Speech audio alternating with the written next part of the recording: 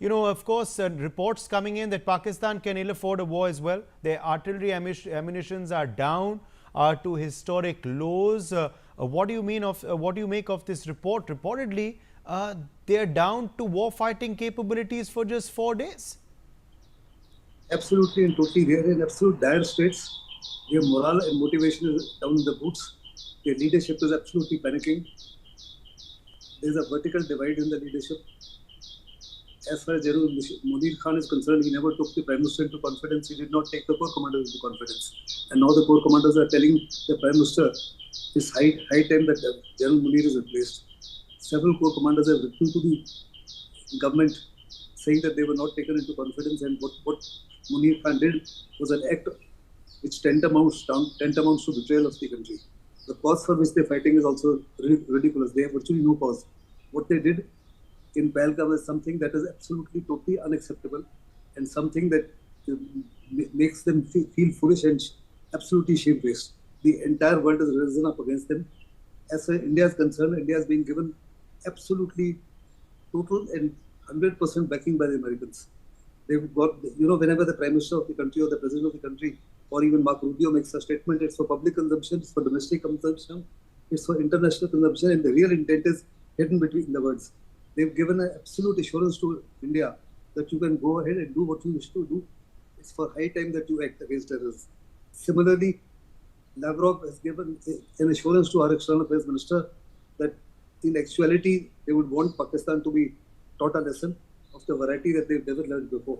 Our Prime Minister has gone on record to say loud and clear that all those who are perpetrators, they'll be chased till the end of the earth, and they'll be given punishment of the variety that they've never can even imagine.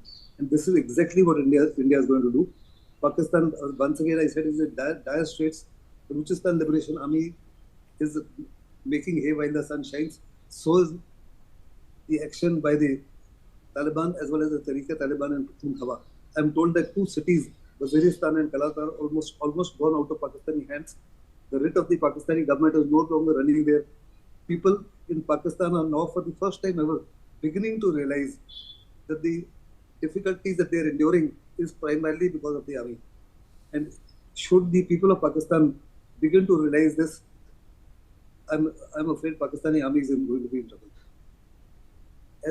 In other parts of the country, whether it is Pakistan occupied Kashmir or it is within Pakistan, there is huge amount of demonstrations against Pakistan.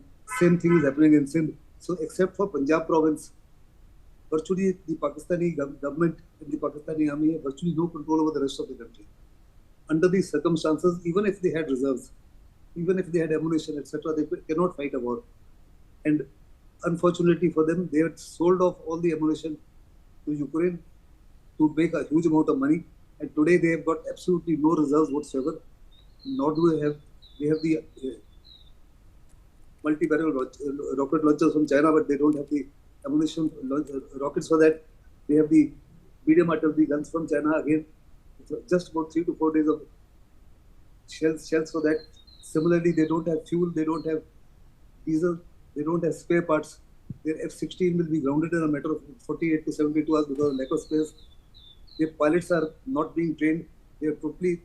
You need lots of fuel to undertake training, even to maintain those caps, etc. They will not be able to maintain even caps beyond 2 to 3 days. Half their radars are non-functional. Their air defense equipment that they bought from China is turning out to be mostly turning out to be duds. And they have deployed all their radars right opposite us. Our electronic measures have already got the signatures of those radars. Within the first 24 hours, Indian Air Force will completely remove all the air defense of Pakistan. They are trying to do their very best. They're doing cyber warfare on us. They're trying to do psychological warfare on us. They're trying to do information warfare. Everything they've tried, but they are not succeeding at all. India's retribution has been so far has been marginal. They have been violating ceasefire on a daily basis. Firstly by small arms, thereafter by mortar shells, and thereafter now they've brought in artillery. India's response has been measured. They're wanting to provoke us for an all-out war in POK. India knows that if we get involved in POK in a very major way, China may be forced to act. But I'm very, very certain Chinese under no circumstances are in a position to come to Pakistan's aid at this point of time, except for giving them commitments and giving them assurances and saying that our relationship is higher than the Himalayas and deeper than the oceans. They can send to them some sort of a shells and some sort of rocket launchers, etc., to aircraft. Virtually, there is a blockade of Karachi port. Nothing of essence can come in through Karachi. And bringing anything and everything from across the border by aircraft is cost prohibitive. Same are the limitations as Turkey is concerned. I don't think any other country, they've gone to Azerbaijan, they've gone to Arab countries, they've gone to various countries.